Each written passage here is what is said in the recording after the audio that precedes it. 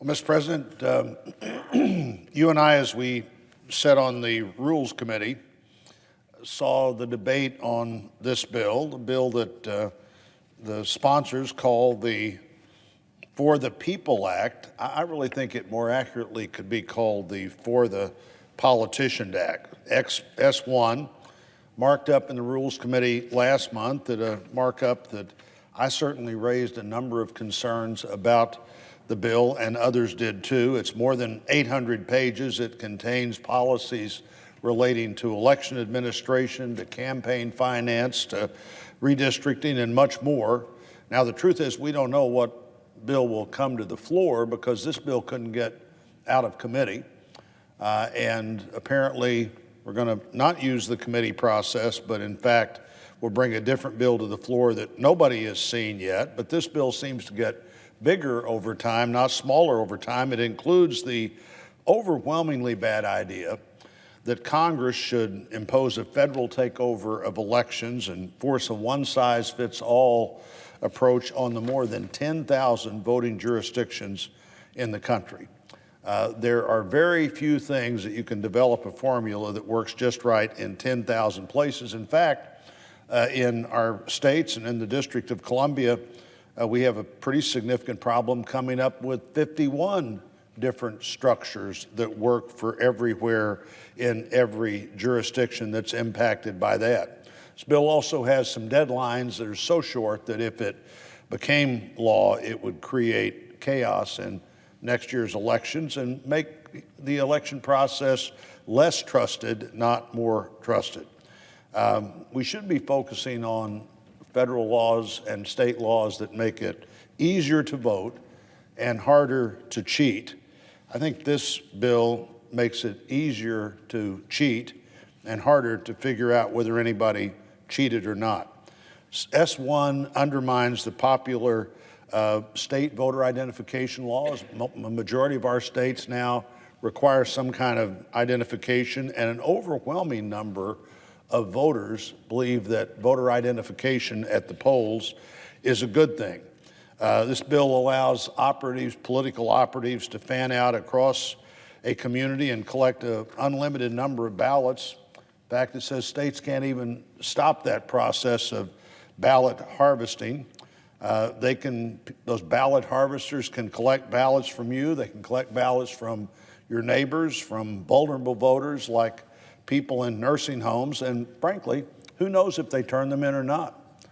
Who knows if they put them in the post office box or not? If they never show up, the ballot harvester, who may very well know that your ballot is a ballot they don't agree with, just says, well, I don't know what happened. It must have been lost in the mail, and who would ever know whether it was lost in the mail or not?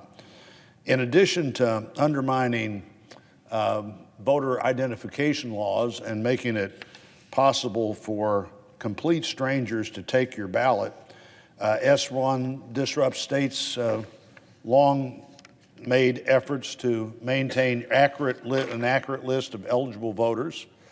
Voter rolls, Madam President, are the foundation, really, of election administration. I was the chief election official in our state. I was a local election official in our state.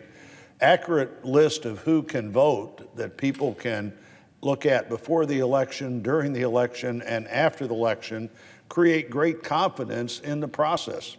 Accurate lists ensure that voters are able to cast a ballot, and the ballot they should cast in the districts they actually live in, and that can be pretty complicated sometime, and really only the election authority can be aware of that when they know exactly where you live. Election officials, when you have accurate lists, know who's voted, and frankly, they know who hasn't voted. So if the same person comes in, or at least a person pretending to be the same person a second time, you know that. Accurate voter lists that allow voters to check in more quickly to get that efficient and quick exercise of democracy done. One of the things everybody constantly talks about is, well, makes it too hard to vote. If you really want to make it hard to vote, make it hard to figure out who the voters are that are supposed to be voting at a given precinct. The right to vote is a bedrock principle in our democracy. The right to vote wherever you want to vote is not a bedrock principle in our democracy. You can't just decide, well, this year I think it's going to be pretty competitive in some other state. I'll just drive over there on election day and vote. Or frankly, you can't just decide, you know, that congressional district next door to the one I live in looks more competitive than one I live in. I think I'll go over there and vote this year instead of in the district that the census tract would have put me in. The right to vote is a bedrock principle. The right to vote wherever you want to isn't. Now, some of our great local administrators have figured this out. In St. Louis County, the biggest single election jurisdiction in Missouri, you can vote anywhere in the county, but at the place you go vote, the ballot for you individually is generated at the place you go vote, and it's counted in the races that are generated for you to vote in. That's pretty innovative. I don't think we could have probably ever figured that out at the national level, but the point is you're voting for the people that you're living in the districts that that person will represent, whether it's on the local school board or in the Congress or in the state legislature. That's a very complicated set of things that benefit totally from voter rolls and benefit from you voting where you live. This bill prohibits states from putting in place really just reasonable election security measures that have been upheld by court. It takes away the guardrails that prevent fraud from happening and ensure that when you do have fraud, you'll have ways to figure out that that fraud occurred and what to do about it. So you pile up all the ways this legislation actually increases the likelihood for fraud, and you think about whether you really need a strong reason to change this system when, as Senator Grassley said, the system appears to be working pretty well. Democracies benefits from local responsibility. One political party, however, thinks this bill will give it an electoral advantage.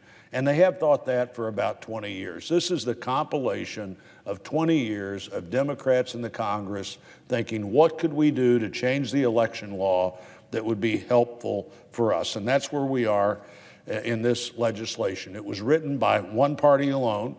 It's been steered through Congress by one party alone. It's not actually been seen by anybody on the other party yet.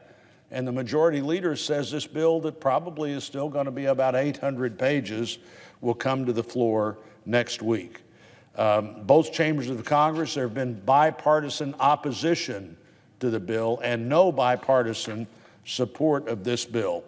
The danger of those kind of sweeping changes really can do a lot to negatively impact our election system, but it doesn't stop there. It would turn the Federal Election Commission into a partisan tool where the party of the president has a majority. There's a reason that 6-member commission was equally divided when it was set up, just like there's a reason the Senate Ethics Committee is equally divided. This bill would send federal money to campaign coffers at the rate of $6 for every dollar raised for every contribution of under $200. I think the number that my friend Chairman Grassley was talking about was if you'd raised $5 million of under $200, you'd get $30 million from the federal government. $30 million of government money that could clearly be used for something else. In fact, the current members of the Senate would be eligible under the total restrictions of the bill to get $1.8 billion in federal money. Talk about a conflict of interest when you vote for this bill. The bill also changes redistricting established in the Constitution for the states and basically assures that all congressional redistricting would be done by federal courts. Now, that doesn't affect the Senate much, but it affects the government a lot. It places heavy burdens on free speech and impacts every branch of the federal government. I've heard proponents of this bill say that it's necessary to push back recently passed state voter laws and protect the voting rights of Americans. This bill has nothing to do with voting rights. It doesn't protect the right of a single American to cast a ballot.